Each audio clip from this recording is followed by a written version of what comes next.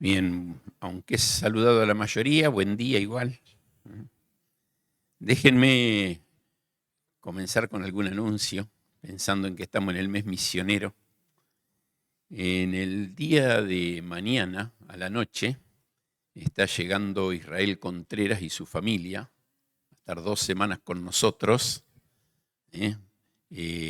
Aprovechen el tiempo, tengo la agenda abierta para las comidas. Al mediodía hasta ahora no hay ningún anotado, de acá hasta que se van. Creo que un solo día. En las noches ya tiene varios compromisos con iglesia y ya se lo llevan.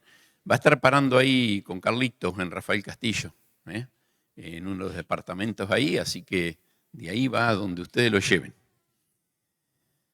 También el día viernes están llegando Jeff y su esposa Gerol, también para compartir con nosotros. Ellos ponen una condición, vamos a cualquier lado, pero nos llevan a trabajar, a visitar, a compartir el Evangelio, así que estamos dispuestos. Y el siguiente fin de semana tenemos algunos misioneros más que vienen para estar con nosotros, no mucho, gente que no ha estado relacionada con nosotros, vienen para conocer lo que se hace aquí en Argentina y seguir creciendo en un compañerismo. Entonces, estemos orando por lo que el Señor nos permite. Dentro de un mes, ya, sí, justo, 4 semanas. Dentro de 4 semanas tenemos, ¿qué fecha especial? ¿Alguien se acuerda? Pascua. Pascua, una linda oportunidad para hablar de Cristo. Esa es la razón por la cual hay folletos allí afuera y vamos a seguir teniendo ahí, lleven y lleven más. Cualquier voluntario para sellar, no hay problema, sellamos, doblamos. Hemos sellado y doblado algunos, pero pueden doblar algunos más ustedes, llevar, integrar ahí en lo que ustedes hacen cada día. Y voy a seguir a modo de aviso. Va a haber un programa especial ese día, domingo de Pascua, ¿no? ¿Están trabajando para eso? ¿La escuela de música? Bueno, es el tiempo ideal para integrar a alguno para invitar personas, integrar personas en esa actividad especial. Entonces, tengámoslo en cuenta. Dentro de 2 semanas tenemos la conferencia misionera, no nos vamos a reunir en este lugar. Avísenlo, sépanlo ustedes, pero avisen a todos los que puedan. Vamos a estar de nuevo reunidos allí en Peniel, saliendo otra vez con el bus, con el micro desde temprano. Faltan 2 semanas, ya les vamos a avisar. Está el costo ya. Va a salir la entrada 4.000 pesos por persona. En realidad ya vamos a pagar un poquito menos que eso, pero como hemos hecho otros años, pagamos 4.000 pesos todos los mayores de 12 años y con eso ayudamos a palanquear el micro para aquellos que no tienen vehículo propio para llegar. Entonces, hemos hecho así el año anterior también, o ya hace 2 o 3 años, de manera uniforme. Pero el punto que quiero marcar es, estamos como iglesia enfocados en misiones. Y cuando hablamos de Pascua, de salir a compartir, a hablar con personas, es la primera misión, la que tenemos más cerca de nuestra casa. Matías estuvo compartiéndonos de 2 de Corintios, capítulo 5, como ya pasó hace 2 semanas, y después tuvimos el campamento familiar, que eso fue como un vendaval que nos pasó por encima con un montón de temas sobre la familia. Alguien me decía ayer, ¿cuánto que se habla de la familia en la iglesia? Bueno, pasó recién el campamento familiar, así que es mucho enfoque en la familia. La semana que viene, Dios mediante, Israel Contreras nos va a hablar del capítulo 6 de 2 de Corintios, los versículos 1 al 3. Así que vamos a hacer una ventanita ahí. Él no podía venir antes para tratar este tema, así que lo cambiamos. Y yo voy a compartir con ustedes hoy del versículo 4 al 10. Pero déjenme leer desde el versículo 1. Así pues, nosotros como colaboradores suyos, os exhortamos también a que no recibáis en vano la gracia de Dios. ¿Colaboradores de quién? De Dios, que está en Cristo reconciliando al mundo con Él. Cristo que está reconciliando consigo al mundo, versículo 19, versículo 20 del capítulo 5, somos embajadores en nombre de Cristo. Y esta es una expresión que Pablo usa mucho. Somos colaboradores. Co es al lado de, y laborador de Dios, una palabra latina, pero que nosotros por la influencia italiana la hemos adaptado al lunfardo de laburo. Laburamos juntos. Esa sería la idea. O sea, trabajamos juntos. Hacemos la labor junto con Dios. Y esto es tremendo, ¿no? En 1 Corintios, Pablo, en el capítulo 3, dice, ¿qué es Apolos, qué es Pablo, sino colaboradores de Dios? Y en realidad es Dios el que hace el trabajo. Y no sé por qué se le ocurrió decir, vos me podés ayudar un poquito. La gracia de Dios dándonos el privilegio y la oportunidad de decir, vení a ser parte de lo que yo estoy haciendo en el mundo. Porque dice, en tiempo aceptable te he oído, en día de salvación te he socorrido, he aquí ahora el tiempo aceptable, he aquí ahora el día de salvación. Hoy es el día de la oportunidad para un mundo en necesidad. Versículo 4. Y acá nos vamos a centrar. Antes bien, nos recomendamos en todo como ministros de Dios, en mucha paciencia, en tribulaciones, en necesidades, en angustias, en azotes, en cárceles, en tumultos, en trabajos, en desvelos y en ayunos. Hasta ahí nomás voy a leer ahora. El apóstol Pablo está tomando ese concepto de colaborador y saca su chapa, sus credenciales. Y va a decir ahí, dice, nos recomendamos como ministros de Dios. Y esa es su credencial, ese es su título, ministro de Dios. En Hechos capítulo 9, cuando el Señor se le manifiesta, Pablo cae en tierra, es llevado a Damasco y allí está un hombre piadoso, un tal Ananías, no es el mismo de Ananías y Zafira del capítulo 5, ese ya había muerto, es un nuevo, un otro Ananías, y le dice, anda a verlo a Pablo, y él dice, no, Pablo es perseguidor, y Dios le dice a Ananías, instrumento escogido me es este para anunciar el evangelio a los gentiles. Y esto es algo que Pablo lo va a defender. En Hechos 20:24, un versículo muy conocido, cuando él habla a los ancianos de Asia, él va a afirmar el llamado de Dios, pero en especial cuando él va en el proceso de haber sido encarcelado y va a los distintos juicios, cada vez que él habla, él va a decir, fui puesto como ministro de Dios para llevar el evangelio a los gentiles. Entonces, en este concepto acá, él va a decir, yo soy ministro de Dios. Y les leo un pasaje, Romanos capítulo 15.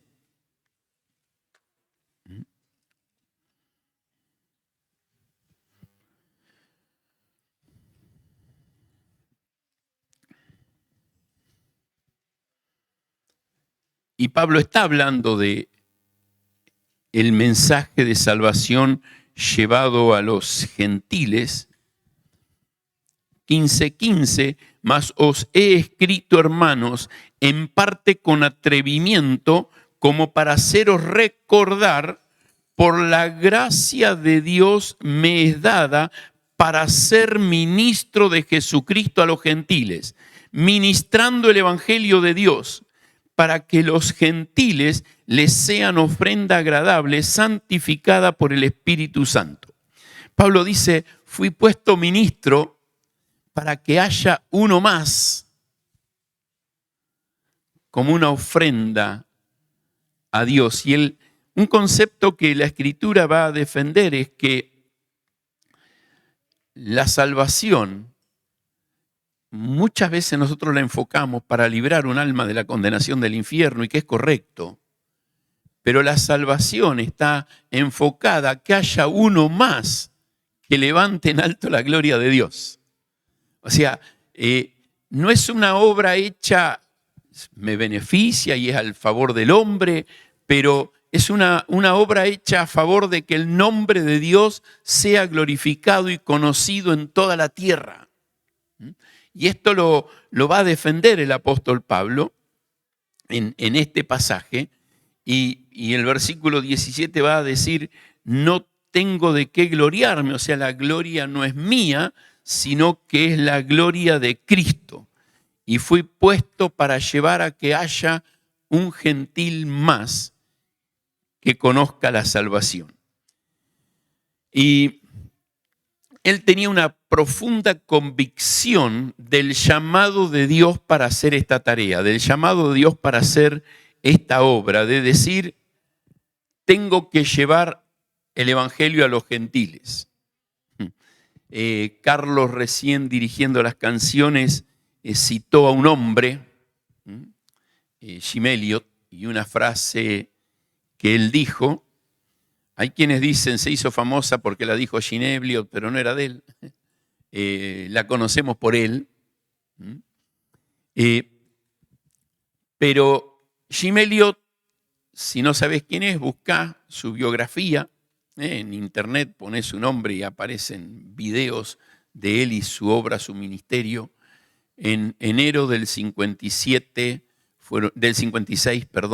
fueron muertos por personas a quien ellos le fueron a predicar el evangelio en la selva del Ecuador.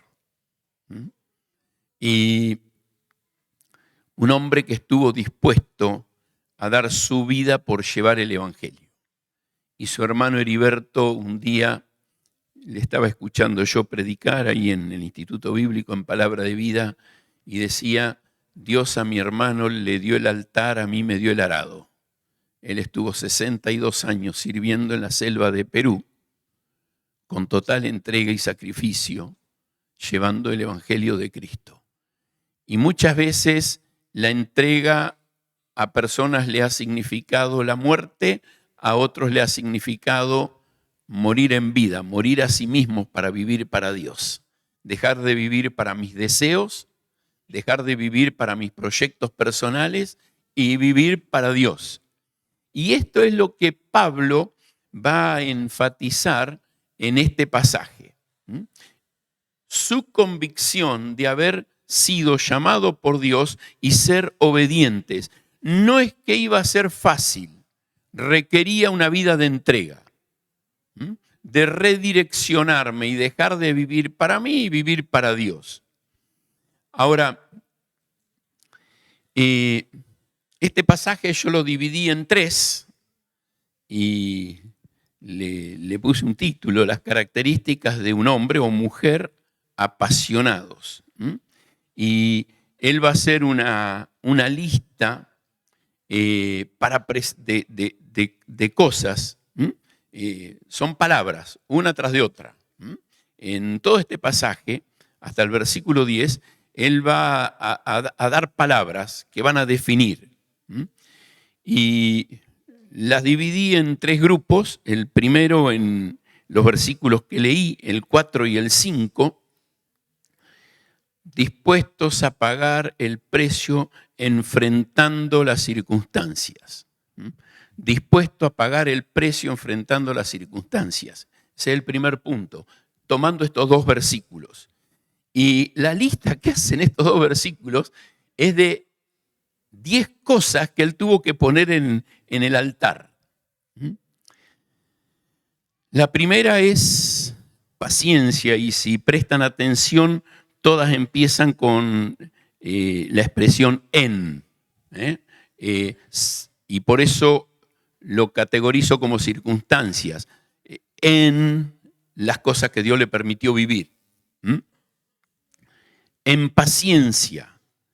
La paciencia tiene que ver con la capacidad de soportar. Y es un desafío de Dios a crecer para madurar frente a algo que Dios trae para ir formándome. Lo segundo que va a mencionar es en tribulación. Y la tribulación, por lo general, si bien hay una excepción, pero por lo general tiene que ver con sufrimiento producido de las circunstancias externas. Persecución, adversidad, desprecios, ataques, demandas. Y cuando uno lee la Biblia, va a ver esto en la vida de Pablo. Leo la Biblia una vez por año y estos días que estaba leyendo esto decidí volver a leer el libro de los Hechos, simplemente como lectura, para tratar de entender lo que Pablo estaba viviendo y tratar de agregarle algo de información de las cartas. Y cuántas tribulaciones le tocó pasar a Pablo. La otra, el tercer concepto que menciona es en necesidad. Carencias, cosas que deberíamos tener y no tenemos.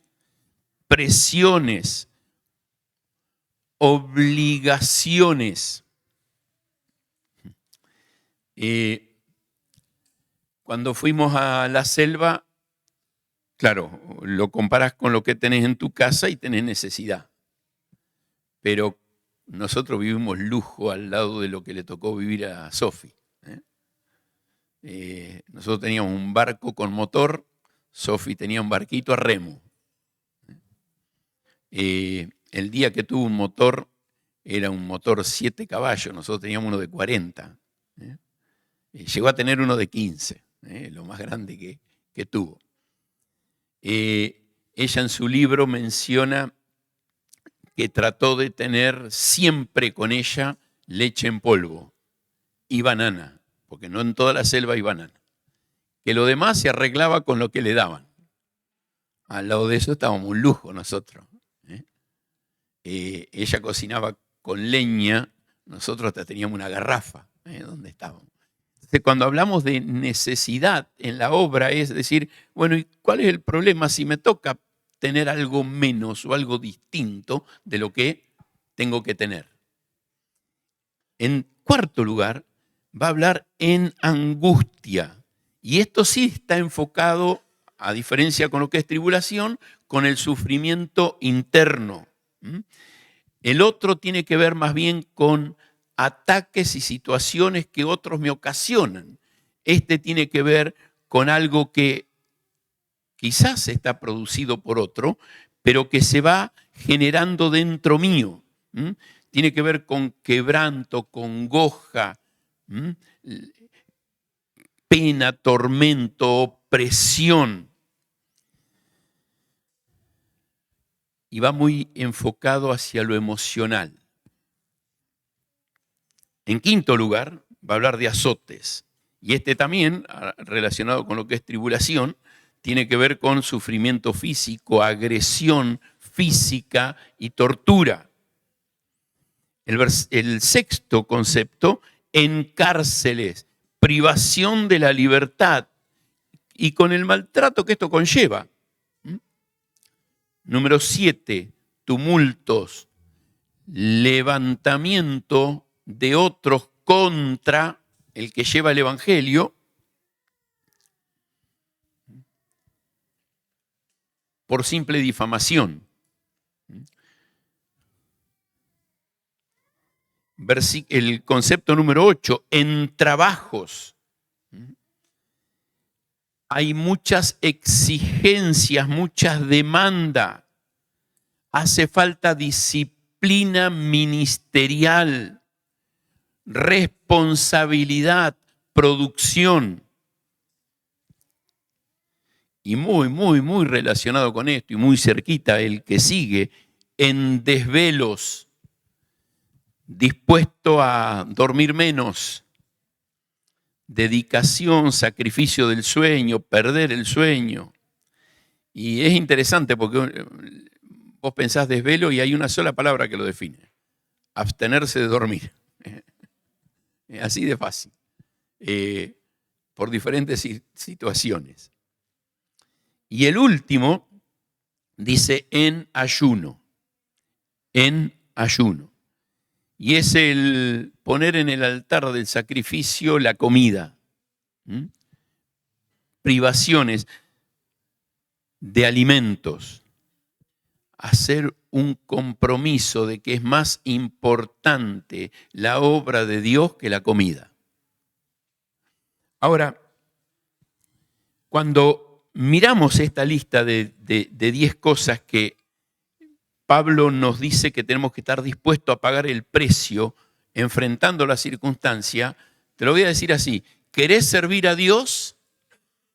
Tenés que tener en cuenta que estas cosas, por ahí viene alguna, pero tal vez vengan todas.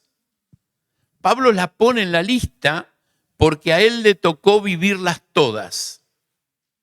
Y como diciendo, si no estás dispuesto a que esto venga a tu vida, no te pongas a querer ser un obrero de Dios. Tenés que estar dispuesto a pasar por estas situaciones y circunstancias si querés servir a Dios.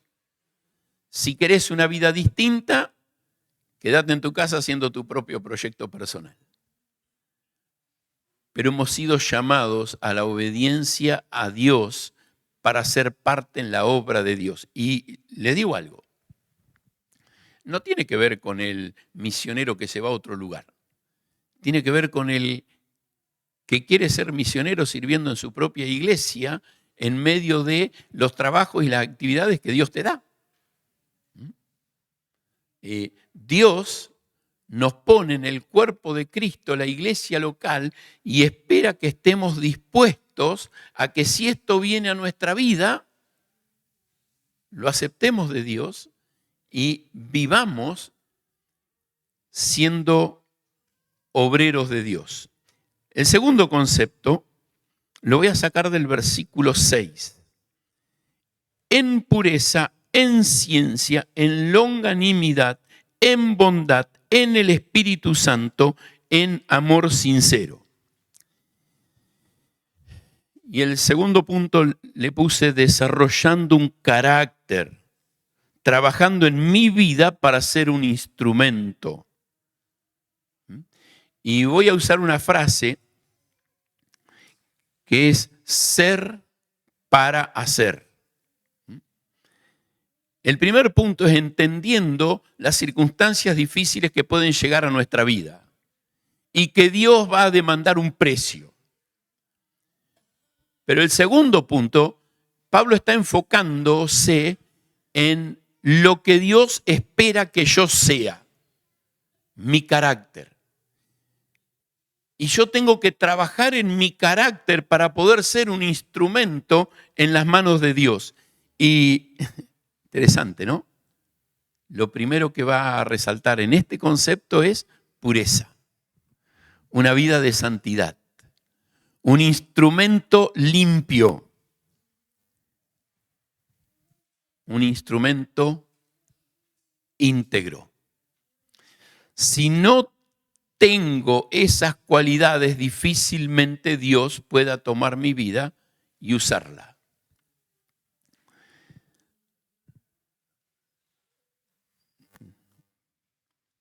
varias veces me ha tocado, por diferentes circunstancias, por accidente o por enfermedad, pasar por una sala de cirugía.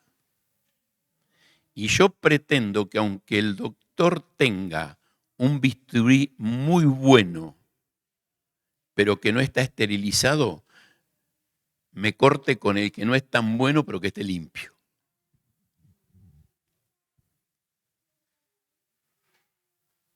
Y sabes, si Dios va a usar una persona, sí, Dios tiene poder y usa hasta las piedras.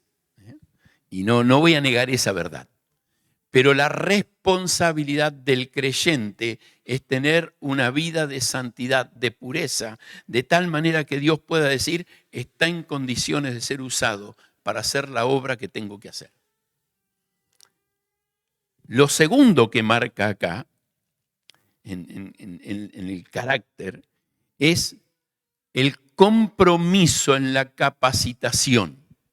Fíjate que dice en ciencia, dispuesto a crecer en conocimiento, dispuesto a crecer en sabiduría, para que Dios pueda usarme. Y tiene que haber un constante desarrollo. Nunca llego al punto en que llegué y no necesito más. Hasta que no sea como Cristo, necesito seguir creciendo. En tercer lugar, usa una palabrita en longanimidad. Y este concepto de longanimidad lo quiero dividir en dos aspectos. El primero es la perseverancia y el extenderme con fidelidad en la obra de Dios. Longanimidad tiene que ver con este concepto de estirarme. Y el segundo aspecto que le quiero marcar es permitir que Dios obre en mí para estirarme. Yo desafiarme en mi carácter, en mi persona, para ser un poquito más lo que Cristo quiere que yo sea, pero permitir que Dios trabaje en mí para que Cristo sea formado en mí. El cuarto aspecto que menciona el versículo es en bondad. Y esto tiene que ver con una inclinación a lo bueno, buscando lo amable. Y es en algo que tengo que ir cambiando. ¿Por qué? Porque tengo que mostrar la gracia y la misericordia de Dios. Hablaba con un misionero de otro país en diciembre, de otra organización. Allá en Europa estaba él trabajando.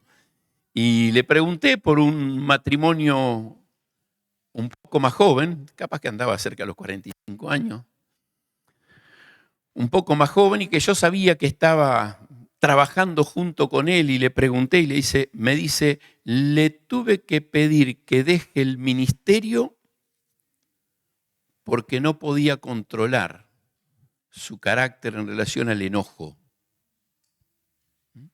Y explotaba en ira 2x3 contra otra persona y hasta que no mejor.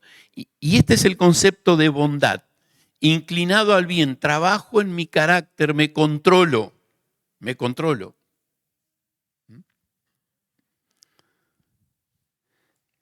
Muchas veces nos pasa que no reaccionamos bien. Y no le puedo hablar de Cristo a otro porque lo traté mal. ¿Te ha pasado? Es el número 1 en la lista. Después vienen todos ustedes por atrás. Me pasó el viernes.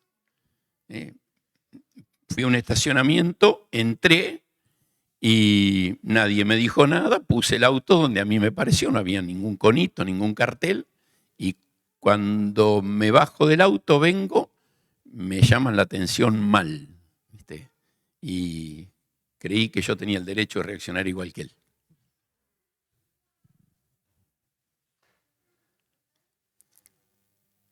Sí, hay un camino fácil para el Hijo de Dios. ¿Cuál es? Decir, perdón, no importa lo que vos hiciste, yo no tendría que haber reaccionado así. Pero ya la embarré. Lleno de bondad. Si quiero ser un instrumento en las manos de Dios, tengo que crecer en este área. Y fíjate que el concepto que sigue es como que construye sobre eso y es en el Espíritu Santo. Sin la obra del Espíritu Santo adentro mío es imposible llegar a tener el carácter que Dios quiere que tenga. La pureza, la ciencia, la longanimidad y la bondad. No puedo llegar a tenerlo, a desarrollarlo, si no dejo que el Espíritu Santo trabaje en mí con libertad. La Escritura nos va a decir en varios pasajes, pero en Efesios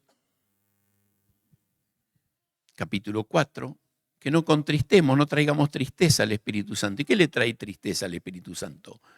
El pecado en mi vida, que no voy dejando crecer. Y cierra el concepto del versículo 6, el sexto tema, amor sincero. Amamos con sinceridad. Hay una motivación real al bien del otro, un interés puro. Cuando leo en el Nuevo Testamento la cantidad de veces que aparecen los unos a los otros, de manera clara y concreta son 14 veces, pero si uno estudia el contexto de los unos a los otros hay más de 50. Pero todos son gobernados y controlados por un amor sincero. Si no hay un sincero amor, o sea, el amor sincero es sin fingimiento, sin nada oculto. La palabra sincero se explica sola, dividíla en dos. Sincera. Está el hombre ahí sobre Camino de Cintura, pasando el puente 12, que hace macetas, las hace de cemento. Ahora 2x3 se le mete una arenita y explota y hace un agujerito.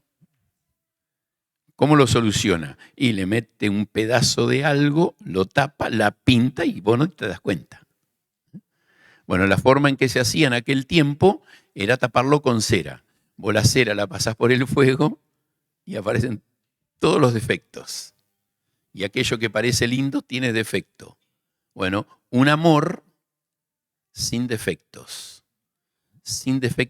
ocultos, sin defectos tapados, sin engaño. Trabajando en mi carácter para que Dios me pueda usar en su obra. Y el tercer concepto es quizás la parte más larga del pasaje, versículos 7 al 10. En palabra de verdad, en poder de Dios, con armas de justicia a diestra y a siniestra, por honra y por deshonra, por mala fama y por buena fama, como engañadores pero veraces, como desconocidos pero bien conocidos, como moribundos, mas he aquí vivimos, como castigados, mas no muertos, como entristecidos, mas siempre gozosos, como pobres, mas enriqueciendo a muchos, como no teniendo nada, mas poseyéndolo todo. Y aquí hay en el versículo 7, vuelve a usar la expresión en, pero el versículo 8 va a usar la expresión por, y a partir del versículo 9 el cómo.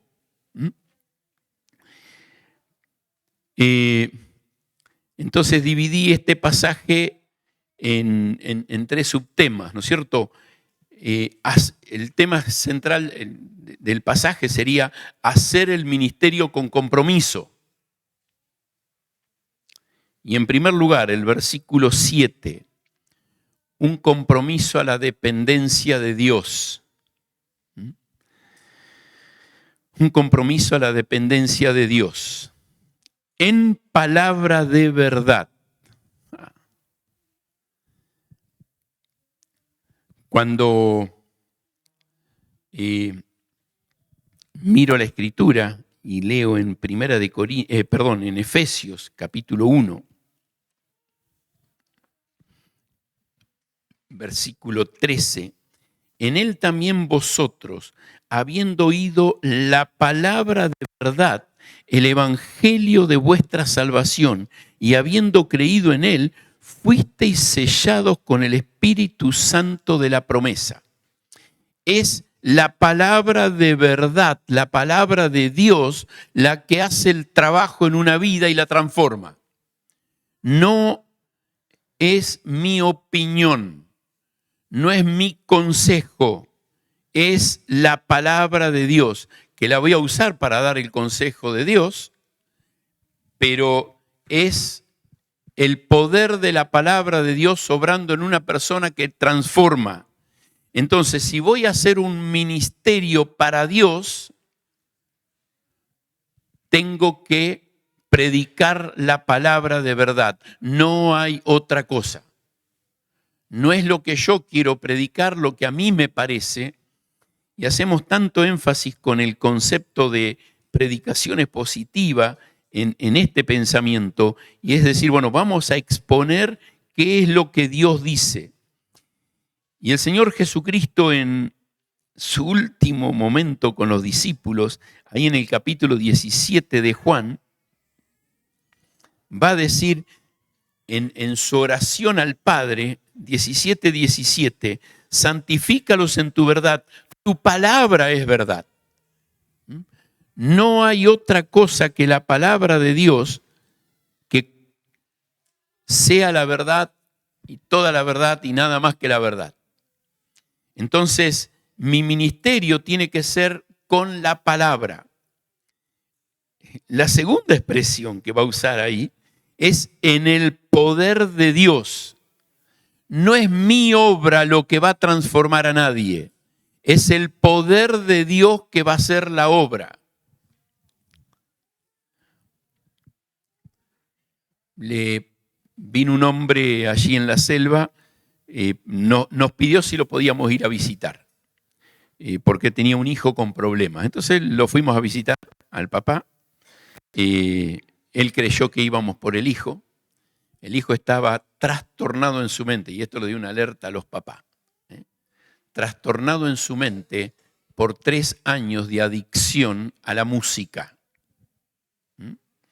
De los 14 a los 17 años. 24 horas al día con auriculares, con música esclavizante. Música de Satanás para perturbar la mente. Y terminó mal de la cabeza. Entonces él vino a buscarnos a ver si lo podíamos ayudar. Y le hablamos al chico, pero le predicamos al papá. Después de charlar casi 1 hora con el papá, junto con Lilomar, el hombre manifestó aceptar a Cristo. Ahora, ¿qué te viene a la mente? ¿Habrá sido sincero? ¿Realmente habrá entendido el Evangelio? Y no es mi poder, no es mi poder. No faltó ninguna de las reuniones que se hacían como iglesia, porque había reuniones de iglesia. Vino a todas el hombre. Y la última noche vino a buscarme, trayéndome unas frutas que habían sacado no sé de qué árbol, que las probé y las regalé. Los demás las comieron y a la mañana siguiente no quedaba ninguna. No sé quién se las comió. Quizás alguno de la casa que le gustan. Pero es hermoso ver cómo su mente ya pensaba distinto. Y no hicimos ningún discipulado con él. Es el poder de Dios transformando una vida. Es el poder de Dios transformando a alguien que le busca. Y alguien que responde al llamado de Dios y al obrar de Dios. No es mi capacidad. Hechos 1:8 cuando el Señor manda a los discípulos, le dice, pero recibiréis poder cuando haya venido sobre vosotros el Espíritu Santo. Y Efesios 1, 19 y 20 va a decir que el poder que resucitó a Cristo de los muertos opera ahora en nosotros. Ahora, ahí en Efesios 1, 19 dice que ese poder resucitó a Cristo de los muertos, lo ascendió al cielo y lo sentó a la diestra de Dios. Le dio autoridad y dice sobre todo principado, autoridad y señorío. No hay poder en el mundo que sea mayor que el poder que resucitó a Cristo de los muertos y lo sentó a la diestra de Dios. Y la promesa es que ese poder actúa en mí para hacer la obra de Dios. Entonces, mi compromiso es a depender de Dios, predicando la palabra de Dios, confiando en su poder. Y fíjate la otra expresión, con armas de justicia. El capítulo 10 de 2 de Corintios,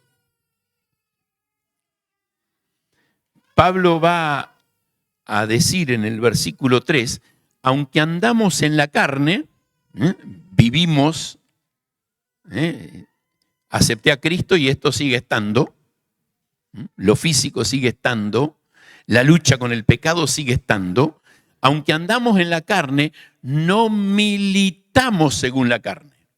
Nuestro ministerio, nuestro trabajo, nuestra obra no es en mi poder, en mi capacidad. Porque las armas de nuestra milicia no son carnales, sino poderosas en Dios para la destrucción de fortalezas. Armas de justicia. Son las herramientas de Dios para hacer la obra de Dios, no la capacidad humana, no mi poder, no mi estrategia. No está mal usar estrategia, hacemos planificación para todo lo que hacemos. No sé si la iglesia sabe, quizás alguno ha escuchado, nos pasamos 2 días, miércoles y jueves fue, o martes y miércoles ya. Se me fueron la fecha, miércoles y jueves. Nos pasamos 2 días evaluando lo que fue la iglesia el año pasado y encaminando cosas para crecer para este año. Sí, trabajamos, planeamos, organizamos, decidimos quién predica, cuándo, un montón de cosas. Pero nuestra capacidad, nuestra tarea, nuestro trabajo no es en base a la estrategia que podemos armar. Porque usamos las herramientas de Dios, que son la palabra de Dios y el poder de Dios. El segundo concepto,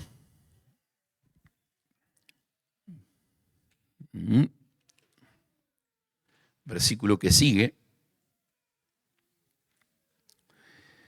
por honra y por deshonra, por mala fama y por buena fama, como engañadores, pero verás, ese no, los 2 primeros conceptos, por honra y por deshonra,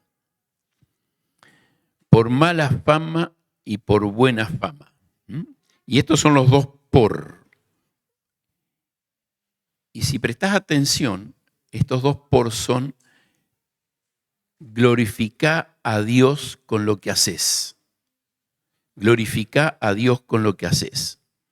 No trabajas para honra personal. No trabajas para que tu nombre sea levantado. No busco un galardón ni una posición. No busco un reconocimiento de hombres. No buscando cada uno lo suyo propio, sino lo que es de Dios. Le dice Pablo escribiéndole a la iglesia en Filipo. No sirvo a Dios buscando un reconocimiento. Y el segundo concepto es el concepto de la fama. No sirvo a Dios para que mi nombre sea levantado en alto y glorificado. En Gálatas 6:14, Pablo va a decir: lejos esté de mí gloriarme, sino en la cruz de nuestro Señor Jesucristo. No busco yo una fama, un reconocimiento, sino que trabajo para la gloria de Dios. ¿Y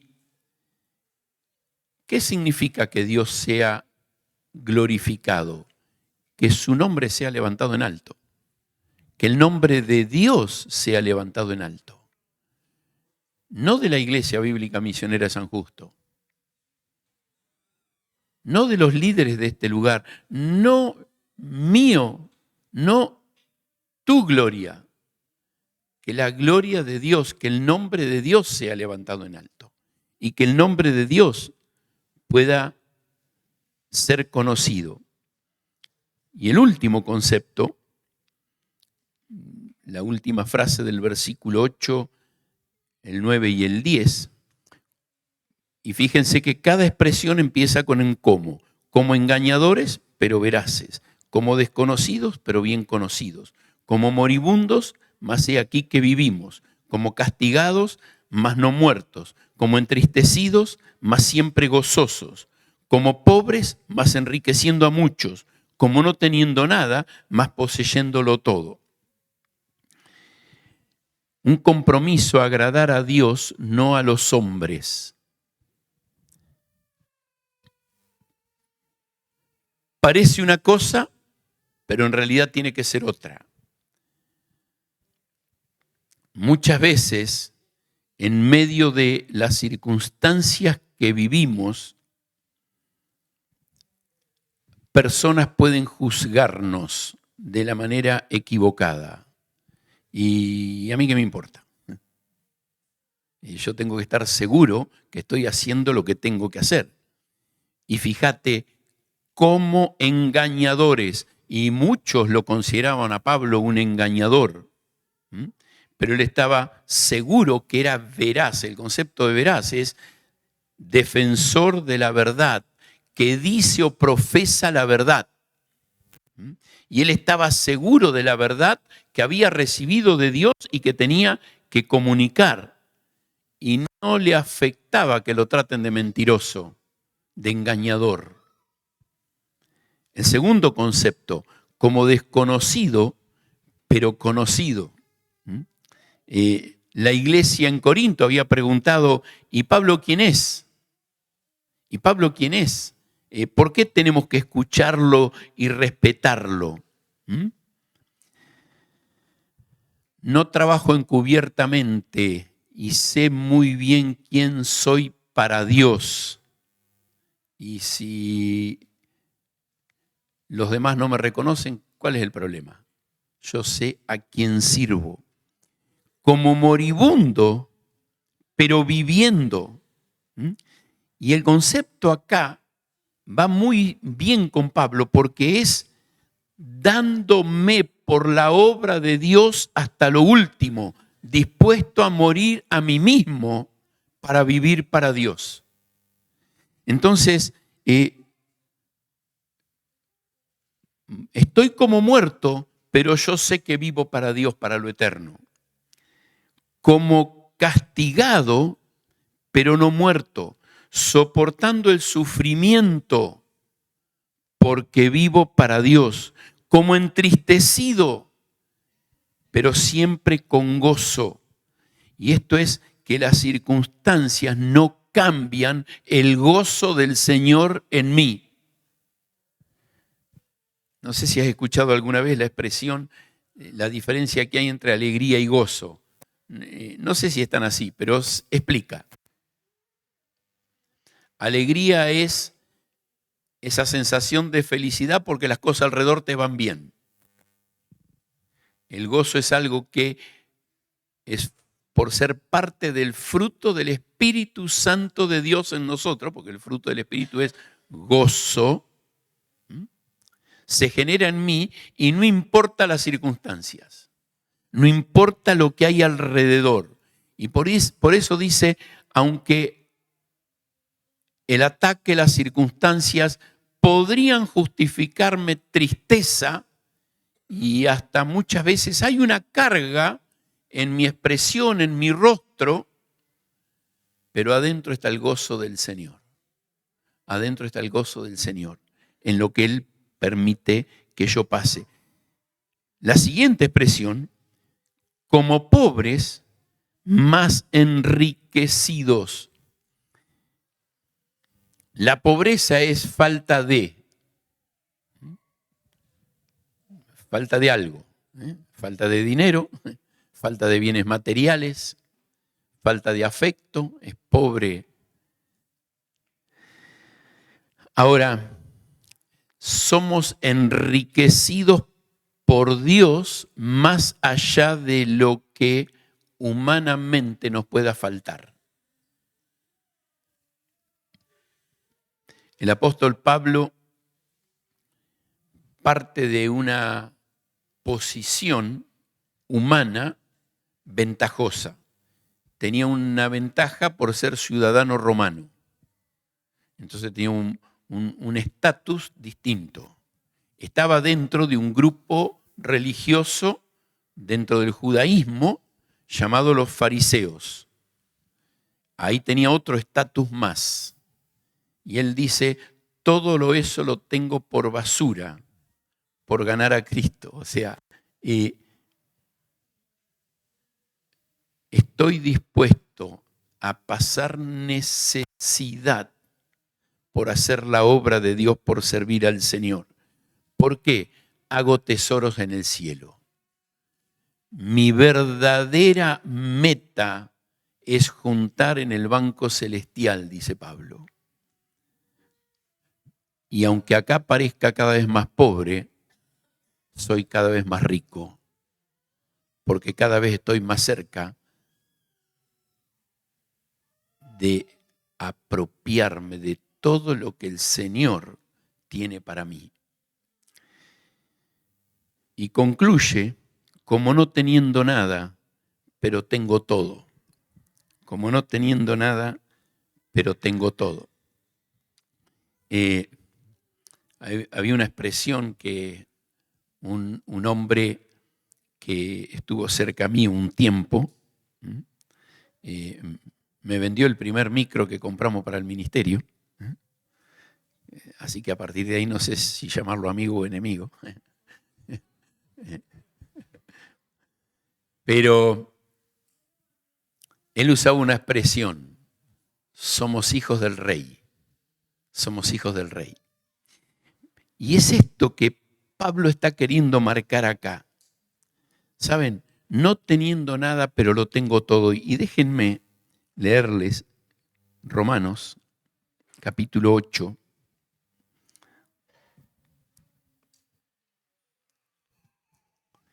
Dice el versículo 31, ¿qué pues diremos a esto? Si Dios es por nosotros, ¿quién contra nosotros?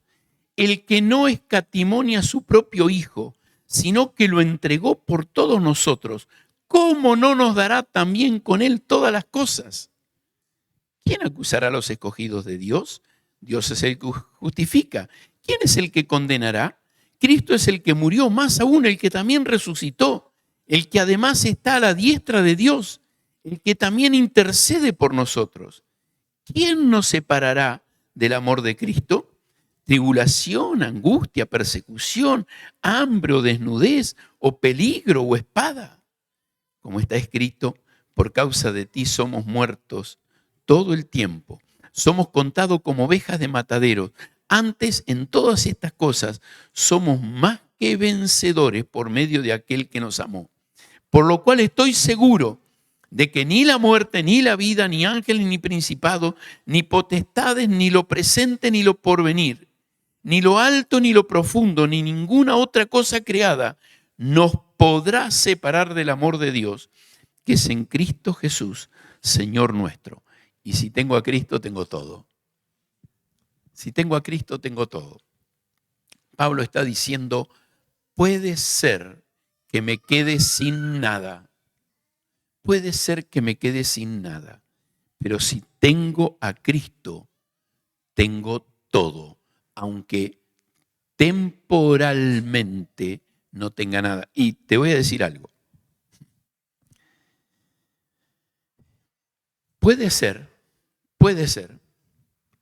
que esto aplique en algún caso individual a un hijo de Dios que pasó una circunstancia difícil. A ver, si un hijo de Dios en Bahía Blanca el agua le llevó todo, puede ser que esto aplique. Pero no es algo que todas las personas que el agua le llevó algo en Bahía Blanca puedan decir esto. ¿Sabés? Muchas veces Dios permite que circunstancias extremas me saquen todo lo que tengo.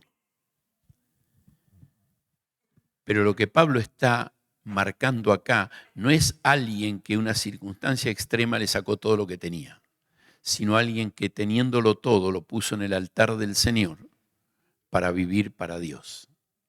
Y entonces, no me importa lo que tengo, dice Pablo, porque soy hijo del rey y el día que esté allá con él voy a tener todo. Y lo que dice Romanos 8:32, ¿no es cierto? ¿Cómo no nos dará también con él todas las cosas?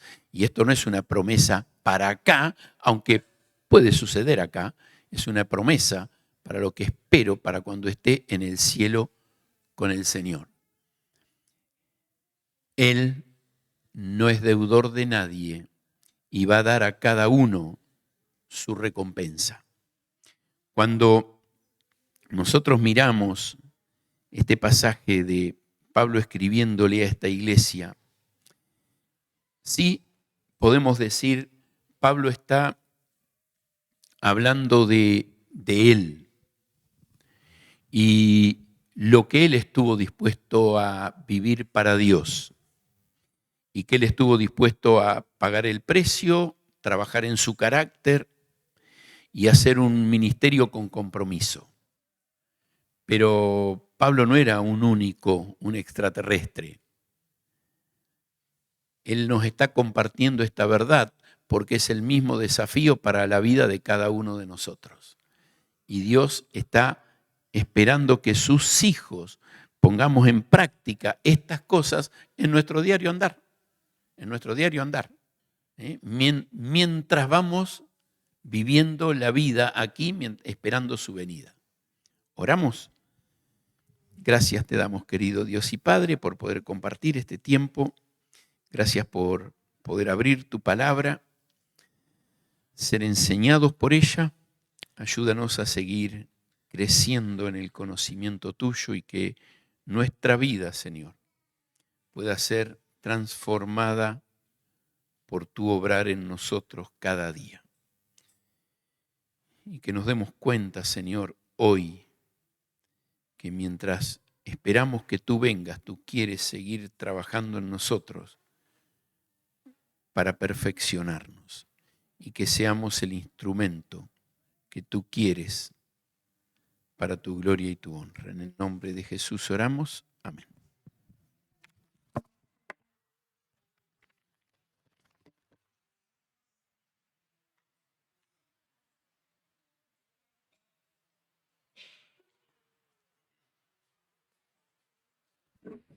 Bueno, nos ponemos de pie y cantamos la última canción.